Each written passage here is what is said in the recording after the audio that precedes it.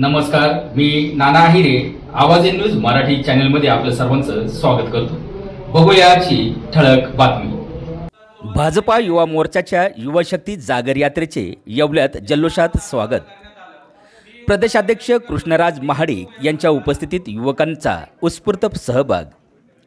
भारतीय जनता युवा मोर्चातर्फे काढण्यात आलेली राज्यव्यापी युवा शक्ती जागर यात्रा नाशिकच्या येवला शहरात दाखल झाली आहे. यावेळी युवा मोर्चाचे प्रदेशाध्यक्ष कृष्णराज महाडिक यांचे जिल्हाध्यक्ष समीर समरदिळ्या यांच्यासह कार्यकर्त्यांनी जोरदार स्वागत केले. शहरातील डॉक्टर बाबासाहेब आंबेडकर, छत्रपती शिवाजी महाराज, महाराणा प्रताप आणि सेनापती तात्या टोपे या महापुरुषांच्या पुतळ्यांना अभिवादन करून या यात्रेला सुरुवात झाली. या दौऱ्यात कोटंगाव आणि नागडे येथे युवा मोर्चाच्या नवीन शाखांचे उद्घाटन करण्यात आले. तसेच वडगाव येथे आणीबाणीत कारावास भोगलेल्या व्यक्तींचा आणि त्यांच्या वारसांचा विशेष सन्मान करण्यात आला. राष्ट्रनिर्मिती आणि समाजकार्यात युवकांनी सक्रिय सहभाग घ्यावा असे आवाहन कृष्णराज महाडिक यांनी या प्रसंगी केले. या कार्यक्रमाला भाजपाचे स्थानिक पदाधिकारी, कार्यकर्ते आणि नागरिक मोठ्या संख्येने उपस्थित होते.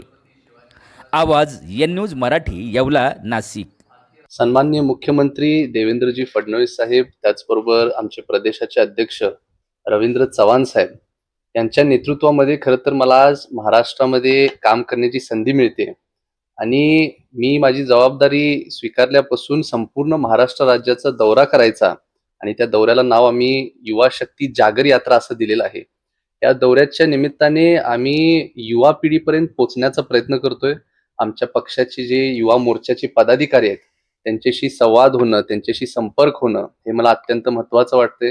जेव्हा आपण त्यांच्याकडे जाऊन त्यांच्या समस्या समजून घेतो तेव्हा तुम्हाला अतिशय चांगल्या पद्धतीने त्यांच्याशी एक नवीन नातं जोडता येते असं मी म्हणेन.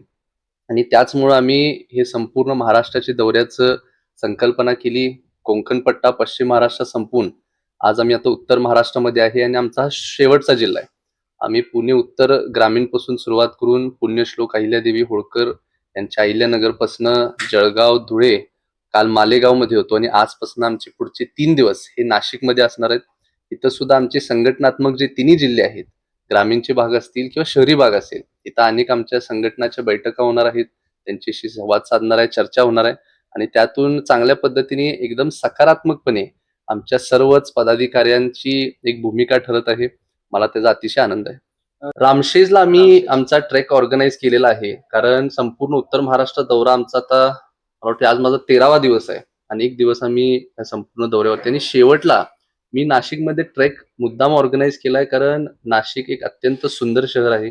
मला स्वतः ट्रेकिंग फार आवडतं आणि मुळात हे करण्याचा हेतू असा आहे की आमची जी जनरेशन जी आहे यांच्याशी इंटरॅक्ट करण्यासाठी किंवा कनेक्ट करण्यासाठी थोडंसं वेगळ्या पद्धतीने त्यांना अप्रोच करणं आवश्यक आहे. आज कन्व्हेन्शनल पॉलिटिक्स पासून खरं तर आमचं जनरेशन थोडंसं लांब राहतं. म्हणजे आमच्या इथं कदाचित भविष्य काळामध्ये हे सभा वगैरे मोठ्या प्रमाणात होताना दिसणारच नाही कारण सोशल मीडियामुळं आमच्या पिढीला सगळ्या गोष्टी ऍक्सेसिबल आहेत.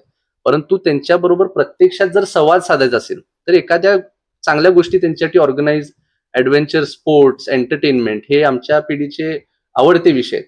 त्यामुळे मी एक ऍडव्हेंचरस ट्रेक असा ऑर्गनाईज केला आहे. त्यामध्ये भरपूर म्हणजे 1000च्या आसपास रजिस्ट्रेशन सुद्धा झालेले आहेत. मोठ्या संख्येने युवक तिथे येतील आणि त्या सगळ्या युवकांशी मी संवाद साधणार आहे. नाशिक बद्दल माहिती घेईन, किंबहुना अनेक जिल्ह्यांमधनं खरं तर मुलांनी रजिस्ट्रेशन केले. मला वाटतं एक 12 ते 13 वेगवेगळ्या जिल्ह्यातून मुलं येत आहेत. त्यामुळे सर्व विषयांमध्ये त्यांच्यावर चर्चा होईल आणि मला अतिशय आनंद आहे. मी उत्साही आहे फार या ट्रेकसाठी.